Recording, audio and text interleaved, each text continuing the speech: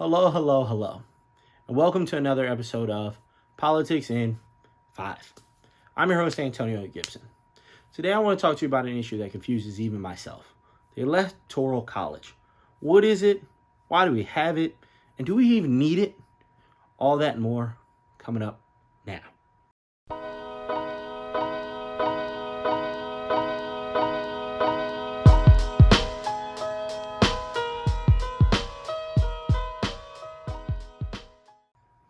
All right, guys, let's hop in.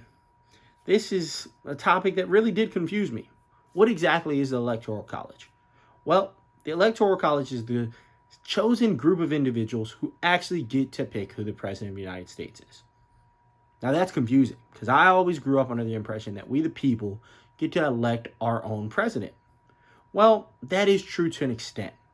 What happens is there's a group of individuals chosen by each state who control the Electoral College votes for that state.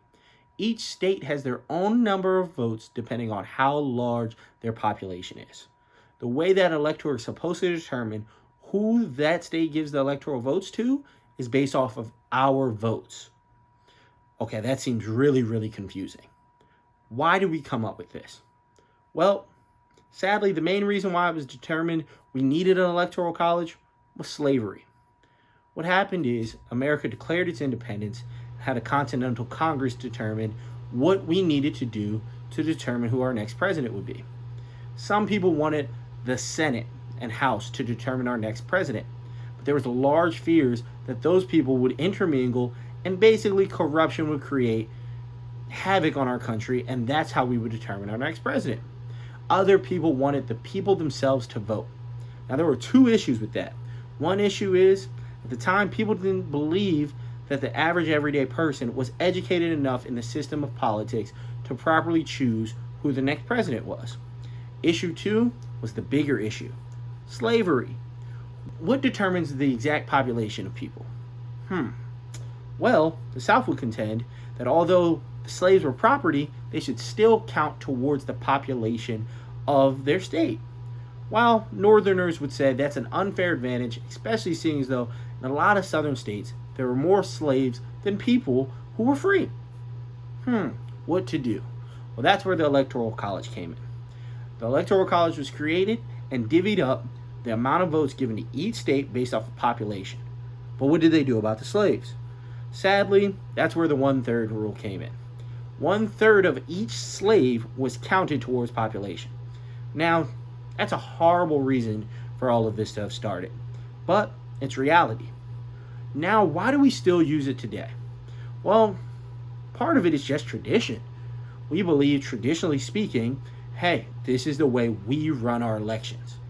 The other reason is states that have smaller populations are afraid that their voices won't be heard in the election process if we get rid of it.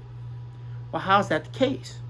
Well, everybody knows large states like New York and California, which are both mostly Democratic, have larger populations.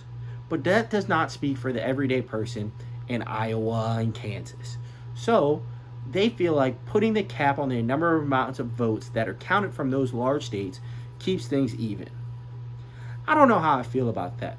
It's weird to see elections every year turn out where the popular vote doesn't lead to the president winning. It confuses a lot of people, and it really takes some people away from going to the polls.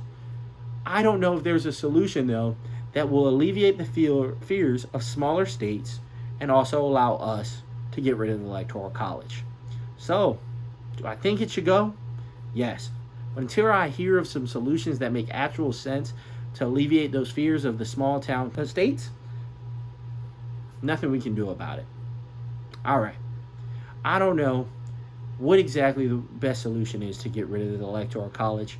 So I would love for you guys to leave a like, subscribe, and a comment below. I'm in this again to learn. Thanks. Until next time. Bye.